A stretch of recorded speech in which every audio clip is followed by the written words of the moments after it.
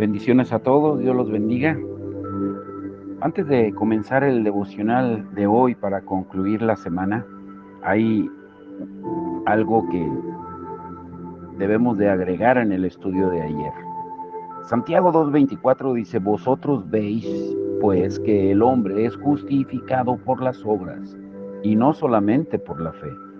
Santiago introdujo esta declaración usando a Abraham, el padre de la fe, como ejemplo. Él dice en Santiago 2:21: no fue justificado por las obras Abraham, nuestro padre, cuando ofreció a su hijo Isaac sobre el altar. La fe estaba evidenciada por las acciones. Sus obras verificaban que su fe era perfecta. Y dice Santiago 2:23: y se cumplió la escritura que dice: Abraham creyó a Dios y le fue contado por justicia y fue llamado amigo de Dios. En nuestro idioma, la palabra creer ha sido reducida al conocimiento mental de la existencia de algo.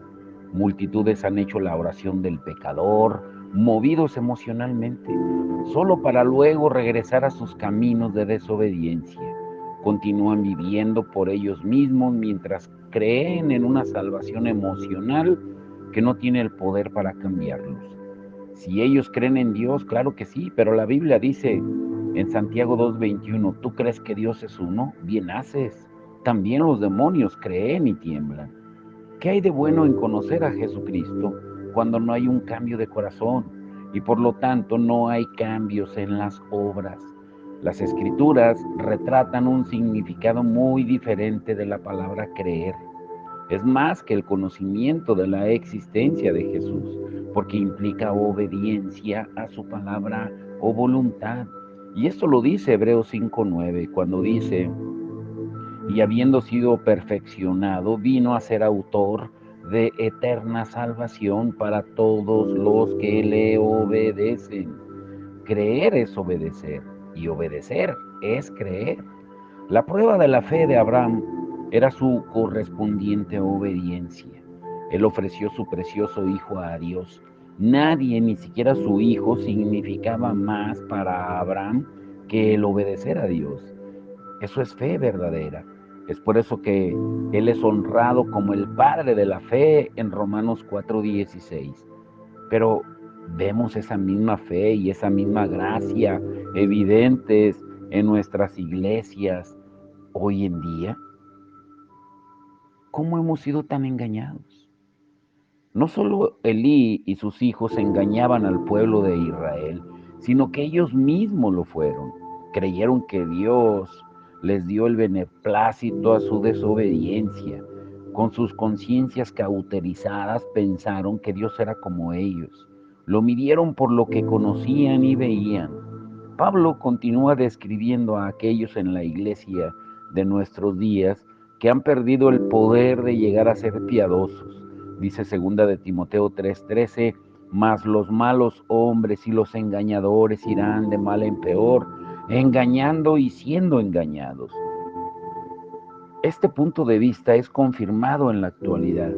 Dios declara a los líderes corruptos y falsos creyentes. El Salmo 50, 16, 20 dice: ¿qué tienes tú que hablas de mis leyes y que tomas tu pacto en mi boca? Pues tú aborreces la corrección y echas a tu espalda mis palabras. Si veías al ladrón, tú corrías con él, y con los adúlteros era tu parte. Tu boca metías en mal y tu lengua componía engaño. Tomabas asiento y hablabas contra tu hermano.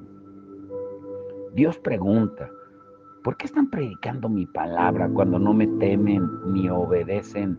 ¿Por qué engañan a otros y a ustedes mismos?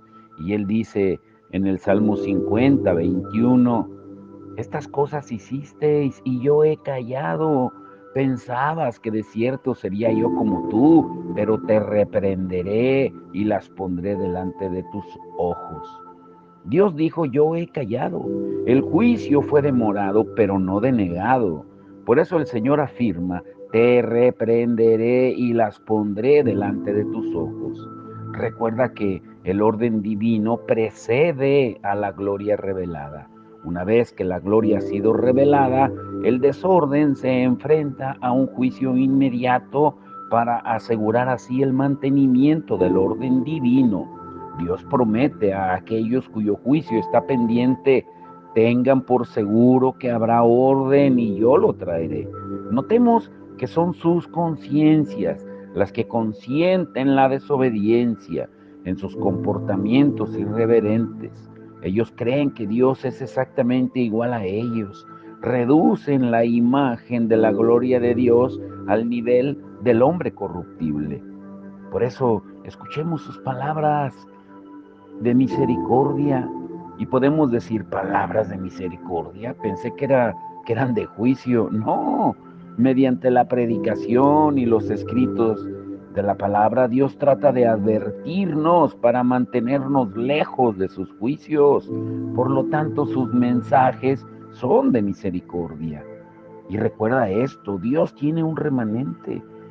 Por el Espíritu de Dios, Pablo vio la gloria manifestada de Dios menguar hasta que llegaría otra vez al nivel más bajo de todos los tiempos.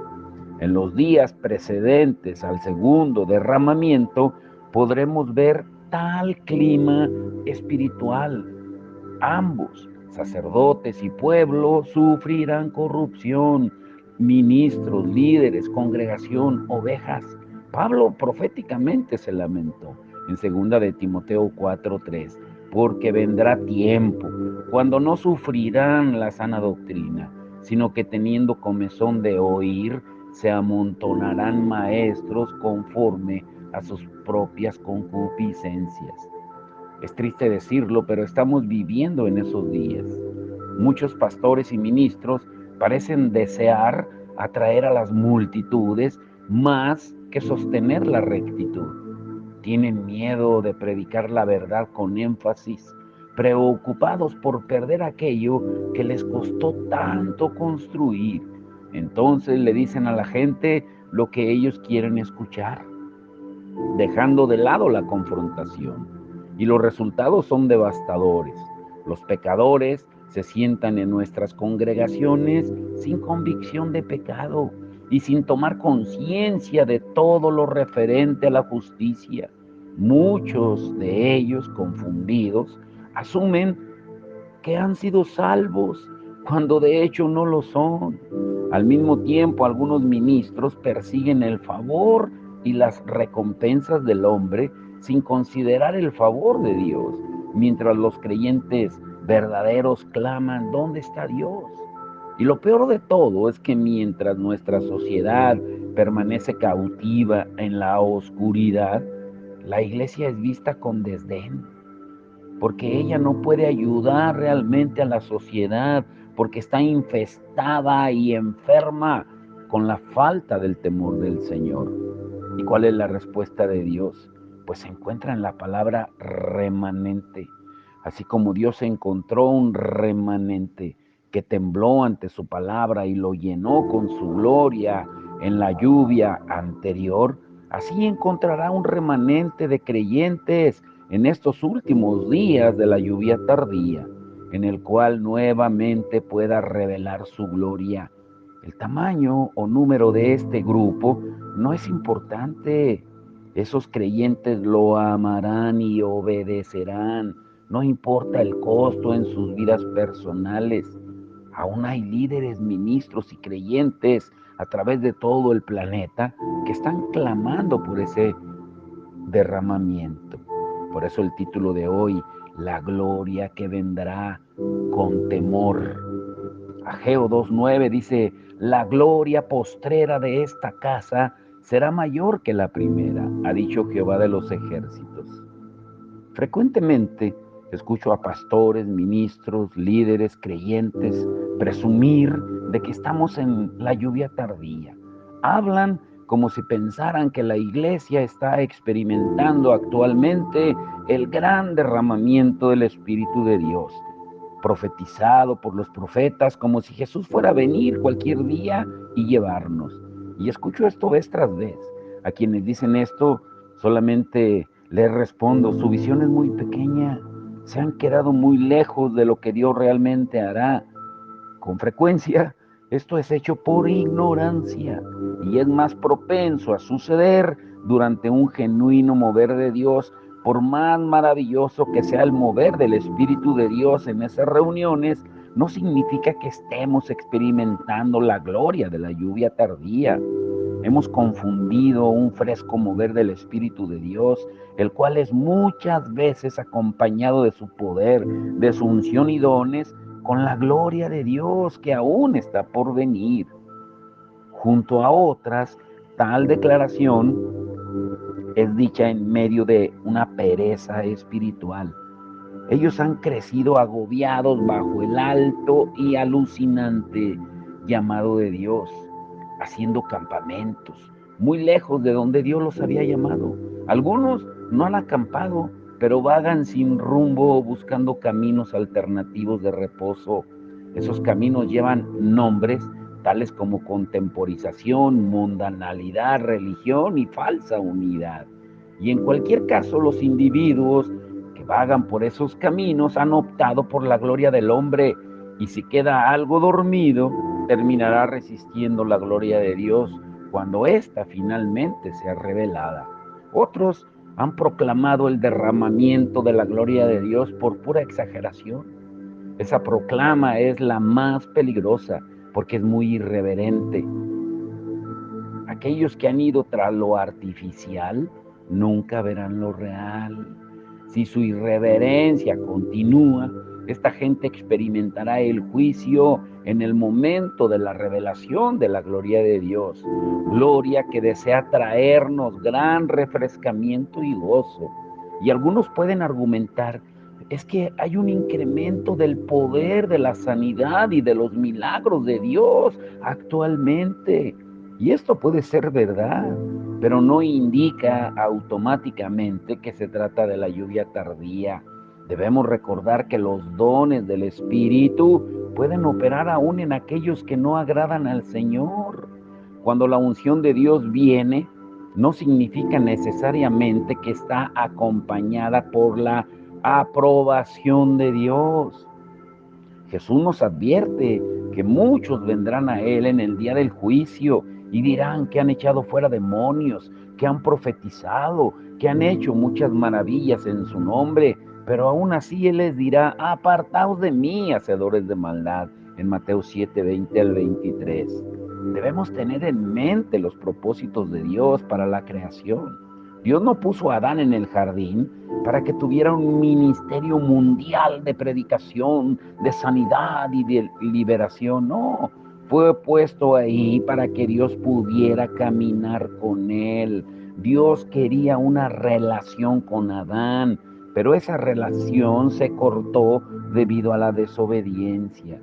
Hemos sido creados por Dios para coexistir con su gloria, pero la desobediencia no puede existir dentro nuestro si estamos para agradar a Dios.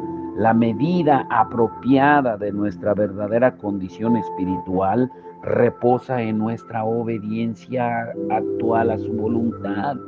Puede haber una unción en nuestras vidas, pero aún así permanecer lejos del corazón de Dios. Consideremos los ejemplos de Judas, de Balaam, de Saúl y aún hasta de la burra de Balaam. Cada uno de ellos operó ungido, pero pronto cayeron de caminar en la gloria de Dios debido a sus motivos egoístas. Dios no levanta a sus hijos con el propósito de que realicen milagros. Él habló a través de la burra de Balaam en el Antiguo Testamento, pero eso no significa que en esa bestia de carga habitara la gloria de Dios.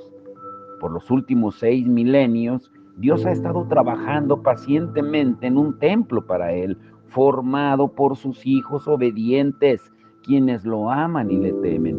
Pedro escribió en 1 de Pedro 2:5, vosotros también como piedras vivas, sed edificados como casa espiritual. Y Pablo afirmó en Efesios 2:22, en quien vosotros también sois juntamente edificados para morada de Dios en el Espíritu.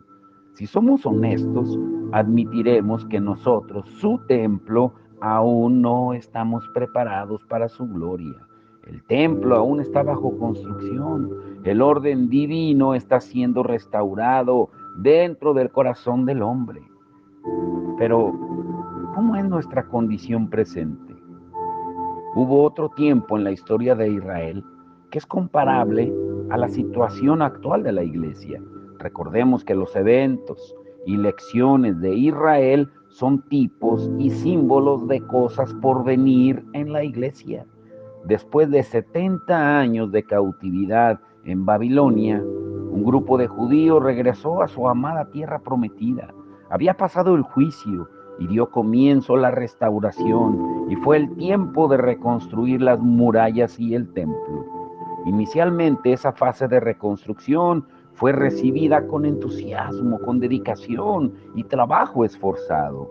Sin embargo, a medida que el entusiasmo decayó, la gente perdió su motivación y 16 años después aún debían terminar el templo. Sus asuntos personales fueron tomando preeminencia sobre la restauración de la casa de Dios. Su reverencia había disminuido y se habían enredado en sus propios asuntos personales. Aquello que Dios consideraba santo e importante había sido puesto en un lugar aparte y pequeño. Para despertar al pueblo, Dios levantó al profeta Ageo y él confrontó a la gente con esta pregunta: ¿es para vosotros tiempo de habitar en vuestras casas artesonadas y esta casa está desierta? En Ageo 1:4. Los israelitas habían perdido la perspectiva, puesto que su enfoque se había desviado de Dios a ellos mismos. Cuando esto ocurre, la pasión y el deseo personal por Dios siempre comienza a decaer. Y por medio de este profeta, Dios explicó la razón por tal descontento. En Ageo 1:9-10. Ustedes buscan mucho, pero encuentran poco. Y lo que guardan en su casa, yo me lo llevo de un soplo. ¿Por qué? Pues porque mi casa está en ruinas, mientras que ustedes solo se preocupan de sus propias casas. Yo, el Señor, lo afirmo. Por eso no cae para ustedes la lluvia, ni la tierra les da de sus productos. La lluvia había sido retenida para sus cosechas. Cuando nuestra búsqueda es por bendiciones en lugar del Señor mismo, Él removerá o retendrá aquello por lo cual clamamos a Él. Ahora, te pregunto, ¿es nuestro dilema actual diferente? Nosotros también vivimos en una era de restauración, puesto que la Biblia nos habla de que Jesús no retornará hasta la restauración de todas las cosas, como dice Hechos 3:21. Las Escrituras prometen que todo lo que fue perdido será restaurado antes que Él regrese. Dios restauró el templo natural de Israel, y aunque nuestro templo no es natural, está formado por nuestros corazones. El templo santo será reparado y restaurado en su divino orden y para su gloria nuevamente. Y aún en nuestra época de restauración nos comportamos tal como lo hizo Israel. Hemos perseguido las bendiciones y buscando la comodidad y lo fácil. Para la mayoría de nosotros, lo mejor ha sido dar para construir nuestras casas. Hemos dado la mayor parte de nuestro tiempo para lograr nuestro éxito personal y así poder disfrutar de la comodidad y seguridad. Y Dios pregunta: ¿dónde está mi honor? Más tarde Dios cuestionó a Israel por medio del último profeta del Antiguo Testamento, Malaquías. Él vivió dentro del siglo de Ageo, en el mismo periodo de restauración, y él clamó en Malaquías 1:6-8: el hijo honra al padre y el siervo a su señor. Si pues soy yo padre, ¿dónde está mi honra? Y si soy señor, ¿dónde está mi temor? Dice Jehová de los ejércitos: a vosotros, oh sacerdotes, que menospreciáis mi nombre y decís: ¿en qué hemos menospreciado tu nombre? En que ofrecéis sobre mi altar pan inmundo y dijisteis: ¿en qué te hemos deshonrado? En que pensáis que la mesa de Jehová es despreciable. Y cuando ofrecéis el animal ciego para el sacrificio, ¿no es malo? Asimismo, cuando ofrecéis el cojo o el enfermo, ¿no es malo? Preséntalo a tu príncipe. ¿Acaso se agradará de ti o le serás acepto? Dice Jehová de los ejércitos. Dios le preguntó a su pueblo: ustedes me llaman Señor, pero ¿dónde está mi honor y reverencia y mi temor? ¿En qué forma no fue respetado? A él le daban el segundo lugar, mientras que el pueblo retenía el primero. Dios llamó irrespeto e irreverencia a la acción del pueblo a fin de ayudar a los israelitas a ver más claramente su error. Dios los desafió a dar al gobernador aquello que presentaban como ofrenda a Dios, es decir, el jefe, el gobernador delegado de un nivel muchísimo más bajo que el rey del universo.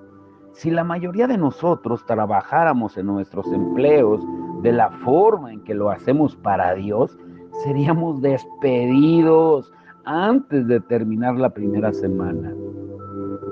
Miremos el grado de honor que le damos frecuentemente a Dios. Venimos a la iglesia 10 minutos tarde, nos sentamos y miramos, no damos ni un dedo para el servicio, todo mientras criticamos al liderazgo y a aquellos que sí sirven. Y guardamos una constante y sospechosa mirada sobre cómo es gastado el dinero, aunque ni ofrenden, aun cuando rara vez damos nuestros diezmos en su totalidad. Y corremos hacia la comida, salimos del servicio antes de que termine completamente, asistimos solo a los servicios regulares y nos frustramos cuando se nos convoca a alguna reunión especial extra. Si el tiempo no es bueno, nos quedamos en casa para evitar los contratiempos. Si esto es excepcionalmente bueno, pues nos quedamos en casa para disfrutarlo. Si nuestro programa favorito de televisión viene a la misma hora o una visita, perdemos la reunión para quedarnos en la casa. ¿Cuánto permaneceríamos en el trabajo si esa fuera nuestra actitud hacia el empleo secular? La mayoría de aquellos que sirven en las iglesias y ministerios están sobrecargados, puesto que solo unos pocos están dando de su tiempo para llevar adelante la tremenda carga que involucra el ministerio. La mayoría viene solo para recibir o ser espectadores, nunca para dar o servir. Por eso los pobres y los necesitados son desatendidos, porque quienes tienen algo para darles están sobrecargados de ocupaciones en sus propias vidas. Pero cuando nosotros desmayamos y caemos al nivel más bajo, cada uno está ocupado buscando su propio éxito y somos más críticos con el pastor si las necesidades de los pobres no son satisfechas. Esta suerte de comportamiento no es otra cosa que irreverencia frente al Señor. La mayoría de nosotros trabajaremos mucho y muy duro para mantener nuestros estándares de vida, pero nos sentiríamos mal si el servicio del domingo fuera media hora más allá del tiempo en que pensamos que debería terminar. Las reuniones de oración requieren de mucho esfuerzo para asistir y alegamos que no tenemos suficiente tiempo para dar comida y ropa a los pobres. Y la verdad es que cada cosa tiene su tensión. Muchos padres no harán tiempo para sus familias y precisamente por dedicar tanto tiempo al trabajo para sostenerlas, ponen a sus familias aparte diciendo defensivamente: por supuesto que te amo, es que no ves cuán ocupado estoy para proveer para ti y para mis hijos. Ahora déjame solo, estoy cansado y no tengo tiempo para ti en este momento. Y Dios explica esta confusión. Ustedes buscan mucho, pero encuentran poco, y lo que guardan en su casa yo me lo llevo de un soplo. ¿Por qué? Dice el Señor: porque mi casa está en ruinas, mientras ustedes solo se ocupan de sus propias casas. Por eso no cae para ustedes la lluvia, ni la tierra les dará sus productos. Ageo 1:9-10. Ahora, quiero dejarte con esto. ¿Dónde están los verdaderos predicadores? Malaquías y Ageo fueron profetas verdaderos. Ellos profetizaron fuertes palabras, trayendo cambio en los corazones de Israel. El pueblo oyó esas palabras y obedeció la voz del Señor en las palabras de Ageo. Y dice Ageo 1:12, y temió el pueblo delante de Jehová. La reverencia fue restaurada. Ahora el enfoque estaba nuevamente sobre el templo. Sus intereses personales eran secundarios. Cuando temamos al Señor, pondremos siempre sus intereses por encima de los nuestros. En la actualidad necesitamos predicadores como Ageo y Malaquías, quienes menospreciaron la popularidad a fin de agradar a Dios. Necesitamos predicadores que hablen palabras fieles, palabras que la gente necesita escuchar, en oposición a las palabras que quieren escuchar.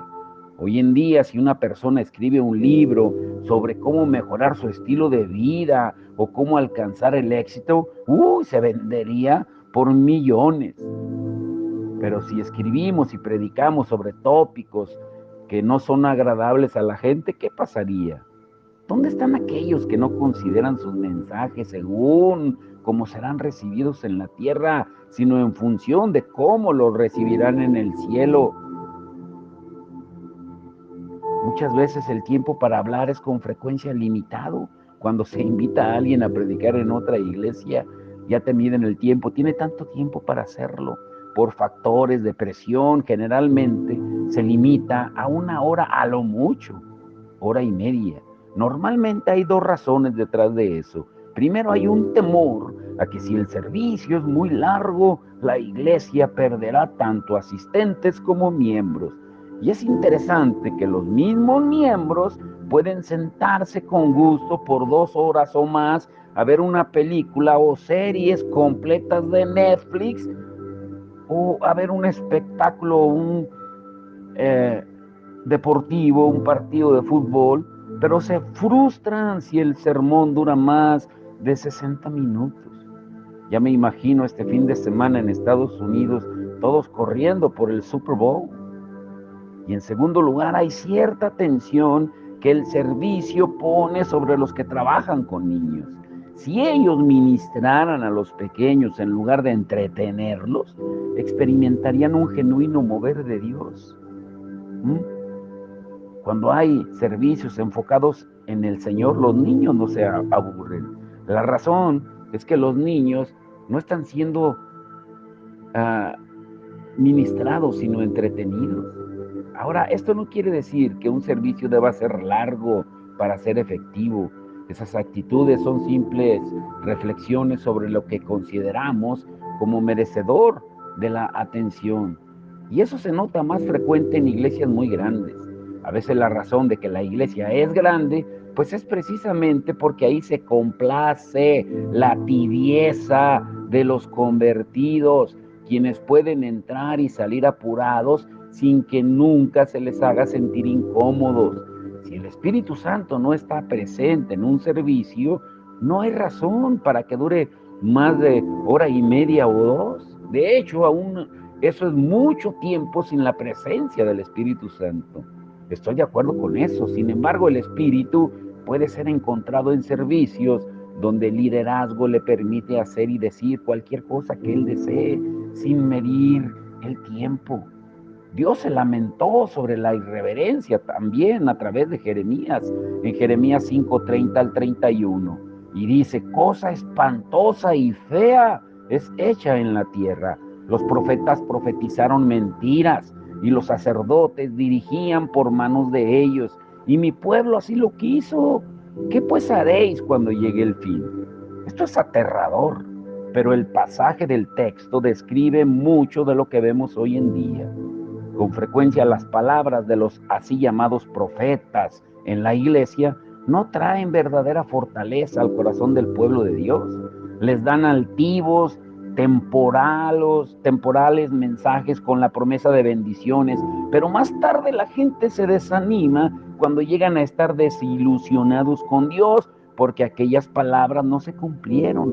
Los mensajes de Ageo y Malaquías decían a la gente que volvieran al corazón de Dios. Sus palabras proféticas trajeron un saludable temor por el Señor en el pueblo, el cual fue llevado a la obediencia. Es desafortunado que la mayoría de las predicaciones y palabras personales llamadas de profecías alimentan actitudes equivocadas y conceptos que se han infiltrado en los corazones de los hijos de Dios. Dios quiere que seas feliz, Dios quiere que tú seas bendecido. Hay un estilo de vida exitoso esperando para ti. Dios te va a proteger, Dios te va a ayudar. Estudia por ti mismo sobre las profecías personales encontradas en el Nuevo Testamento y encontrarás solamente unas pocas, y la mayoría hablan de las cadenas, de tribulaciones, de sufrimiento, de muerte que esperan aquellos que le dan gloria a Dios. Como ejemplo, lee y estudia Juan 21, 18 y 19, Hechos 20, 22, 23, Hechos 21, 10 y 11. Y es muy diferente a las profecías personales de la actualidad. Y te dejo con esto. En el pasaje de Jeremías, el Señor describe a un sacerdote que gobierna con mano de hierro. Y esto sucede cuando los pastores gobiernan por control más que por obediencia a la guía del Espíritu. Es ofensivo para el Espíritu decirle que tiene solo 1 hora y media de principio a fin para completar su trabajo. A él le desagrada cuando los líderes siguen un rígido patrón, tomando decisiones fuera del consejo de Dios. Pero lo que Dios encuentra más alarmante es que a su pueblo le gusta eso. Para muchos, tales limitaciones protegen su propio e irreverente estilo de vida egoísta. Con la lluvia temprana vino la gran bendición, pero también trajo un juicio inmediato. Y Dios preguntó, ¿qué haréis cuando llegue el fin? Y nos está advirtiendo, si no cambian en el día de mi gloria, serán juzgados en lugar de ser bendecidos. Ay, Señor, Dios tenga misericordia. ¿Y qué veremos el domingo? El domingo veremos cómo predicaba Jesús. ¿Sabes tú cómo lo hacía? Y esta no es una pregunta, es una afirmación. ¿Cómo predicaba Jesús? Porque ustedes sabían que Jesús nunca llamó a las multitudes a aceptarlo en sus corazones como único y suficiente Salvador. A ver, levante la mano el que quiera recibirme. No, y eso no quiere decir que esto esté mal hacerlo, pero no dice toda la verdad. El Señor vino a establecer un sistema, un reino, un estilo de vida diferente. Pero la pregunta ahora sí es, ¿cómo predicaba Jesús? Piensa en eso y medita. El domingo lo estudiaremos y lo veremos. Pero vamos a orar, a darle la gloria al Señor y que Él se manifieste, y oremos por lo que Él hará el sábado 24 de febrero aquí en Callejones y Granados. Que su gloria que vendrá, venga pero con temor. Que la gloria postrera sea mayor que la primera, pero con temor. Si no, solamente será un espectáculo más. Padre, en el nombre de Jesús te damos todo el honor y la gloria. Señor, que seas tú, Señor, hablando a nuestros corazones. Que seas tú, Señor, así como nos lo dices claramente hoy. Es tiempo para que estén tan afanados, tan preocupados por sus casas, por sus cosas materiales, mientras mi casa está en ruinas. Y no te refieres a la construcción de algún templo o edificio, sino a la iglesia donde cada uno de nosotros somos piedras vivas. Señor, gracias porque tú traerás de regreso a aquellos que necesitaban ser edificados y que son instrumentos para la construcción de ese templo espiritual que es la iglesia, porque ahora cada uno de nosotros somos tu cuerpo donde tú eres la cabeza.